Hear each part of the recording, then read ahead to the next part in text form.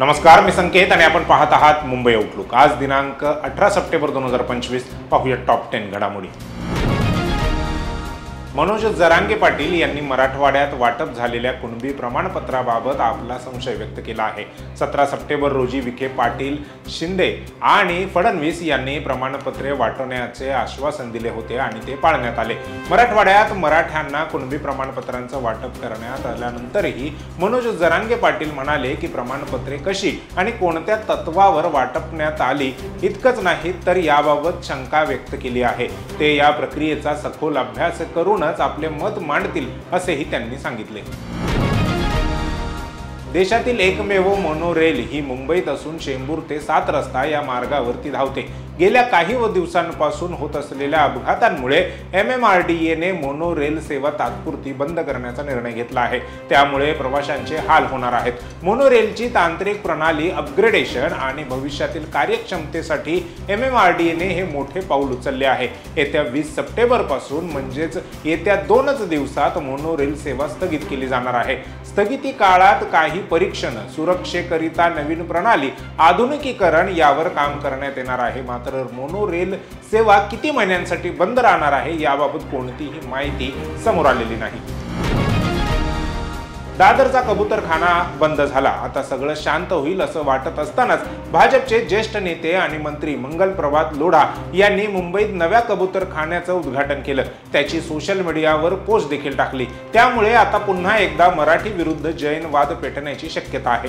मुंबईतील प्रत्येक वॉर्डमध्ये एक ऑफिशियल कबूतरखाना असावा अशी अपेक्षा मंत्री मंगल प्रभात लोढा यांनी व्यक्त केली होती। लोढांच्या या भूमिकेवरून आम्ही गिरगावकर या संस्थेने आक्रमक भूमिका घेतली। आता जिथे कबूतरखाने उभारले जातील तिथे मटन चिकन शॉप सुरू करणार असाच इशारा या संस्थेने BMCला दिलाय। या संदर्भात त्यांनी पत्रही लिहिलंय। लोणी urban multi state and thrift cooperative society घोटाळ्या प्रकरणी रायपूर पोलीस ठाण्यात आता नवीन गुन्हा दाखल करण्यात आला आहे। चित्रपट अभिनेते आलोक नाथ आणि श्रेयस तळपदे यांच्यासह इतर 13 जणांना या प्रकरणात आरोपी करण्यात आले आहे। हे दोन्ही अभिनेते फार्मचे ब्रँड अँबॅसेडर होते असे यात म्हटले आहे। सराफा बाजारात सोन्या चांदीच्या किमतीत अजूनही घसरण होत आहे। फेडरल रिझर्व्ह बँकेच्या दर कपातीचा परिणाम दोन्ही मौल्यवान धातूंवर होत आहे। आज 24 कॅरेट सोन्याचा दर GST शिवाय 707 रुपयांनी कमी होऊन 1,09,246 रुपये प्रति 10 ग्रॅम म्हणजेच प्रति तोळा झाला आहे।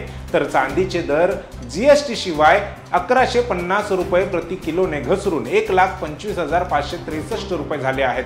24 कॅरेट सोन्याचा भाव आज GST सह 1,12,541 रुपये प्रति 10 ग्रॅम आणि चांदी 1,29,329 रुपये प्रति किलो पाहायला मिळाला आहे। भारताचा सामना ओमान विरुद्ध होण्याआधी एका मराठमोळ्या खेळाडूची चर्चा रंगली आहे। या खेळाडूचं नाव आहे करण कमलाकर सोनावळे। आशिया चषकासाठी त्याला ओमान संघात स्थान दिलं गेलं आहे। जर त्याला प्लेइंग 11 मध्ये संधी मिळाली तर तो भारतीय संघाविरुद्ध होणाऱ्या सामन्यात खेळताना दिसू शकतो। याआधी 2024 मध्ये स्कॉटलंड विरुद्ध खेळताना त्याने वनडे क्रिकेटमध्ये पदार्पण केलं होतं। त्यानंतर त्याला T20 आंतरराष्ट्रीय क्रिकेटमध्ये पदार्पण करण्याची संधी मिळाली। विक्रोळीच्या खेळाडूला ओमानच्या राष्ट्रीय संघात कधी संधी मिळेल असा प्रश्न तुम्हालाही पडलाच असेल। करणने क्रिकेटची पंढरी मुंबईत क्रिकेट खेळायला सुरुवात केली। तो विक्रोळी पूर्व येथील कन्नमवार नगर येथे राहतो। क्रिकेटपटू होण्यासाठी त्याने प्रचंड मेहनत घेतली आहे। त्याला ओमानकडून खेळण्याची ऑफर आली होती। आशिया चषकासाठी ओमानच्या राष्ट्रीय संघात स्थान मिळाल्यानंतर सोनावळे कुटुंबात आणि त्यांच्या मित्रपरिवारामध्ये आनंदाचं वातावरण आहे। प्रधानमंत्री नरेंद्र मोदी यांचा वाढदिवस काल साजरा करण्यात आला। या दिवशी भाजपने विविध उपक्रम राबवून वाढदिवस संस्मरणीय करण्याचा प्रयत्न केला। मोदी यांच्या वाढदिवशी राजकीय पुढारी, खेळाडू, बॉलिवूड आणि अनेक जागतिक नेत्यांनी शुभेच्छा दिल्या। प्रधानमंत्री नरेंद्र मोदी यांचा ऑपरेशन सिंदूर नंतरचा आदपूर लष्कर हवाई तळावरील फोटो पोस्ट करत माजी पाकिस्तानी क्रिकेटपटू दानिश कनेरिया याने त्यांना वाढदिवसाच्या शुभेच्छा दिल्या। माननीय प्रधानमंत्री नरेंद्र मोदी यांना वाढदिवसाच्या हार्दिक शुभेच्छा। देव तुम्हाला उत्तम आरोग्य, शक्ती आणि भारताला शांतता आणि समृद्धीकडे नेण्यासाठी निरंतर यश देवो असे त्यांनी X वरील आपल्या पोस्टमध्ये म्हटले आहे। बॉलिवूडचा किंग अर्थात अभिनेता शाहरुख खानचा मुलगा आर्यन खानने त्याच्या करिअरची अत्यंत ग्रँड पद्धतीने सुरुवात केली आहे, परंतु वडिलांप्रमाणे तो अभिनय क्षेत्रात नाही तर दिग्दर्शन क्षेत्रात पाऊल ठेवणार आहे। त्याच्या करिअरमधील पहिली वहिली web series the bads of Bollywood प्रेक्षकांच्या भेटीला आली आहे। या सिरीजच्या प्रदर्शनापूर्वी त्याचा ग्रँड प्रीमियर आयोजित करण्यात आला होता।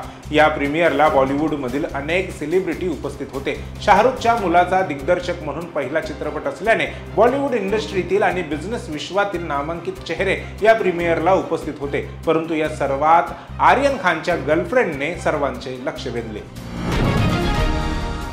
आशिया कप 2025 मध्ये बुधवारी 17 सप्टेंबर रोजी UAE ला 41 धावांनी हरवून पाकिस्तानने टॉप 2 मध्ये एंट्री घेतली आहे।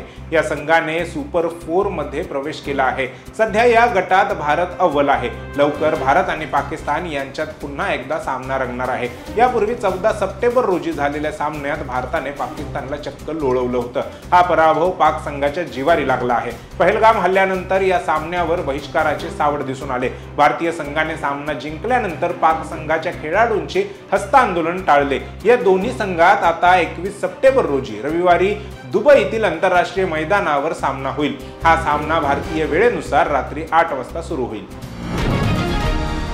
कोकणातील प्रत्येकाचं गणपतीसोबतचं एक अनोखं नातं आहे। दरवर्षी लाखो चाकरमानी गणेशोत्सवानिमित्त कोकणात येतात। यंदाही मुंबई पुण्यासह ठिकठिकाणचे अनेक कोकणी कुटुंब हे आपल्या गावाकडे जाण्यासाठी निघाले आहेत। गणपती उत्सवासाठी मुंबई, ठाणे आणि पालघर येथून सुमारे 5,96,000 कोकणवासियांनी एसटी बसने आपल्या गावी सुरक्षित प्रवास केला, अशी माहिती परिवहन मंत्री आणि एसटी महामंडळाचे अध्यक्ष प्रताप सरनाईक यांनी दिली आहे। या प्रवासातून एसटी महामंडळाला तब्बल 23 करोड 77 लाख रुपयांचे उत्पन्न मिळाले आहे। या यशस्वी कामगिरीबद्दल त्यांनी एसटीच्या सर्व कर्मचाऱ्यांचे, विशेषतः चालक, वाहक, यांत्रिक कर्मचारी आणि पर्यवेक्षक अधिकाऱ्यांचे कौतुक केले आहे।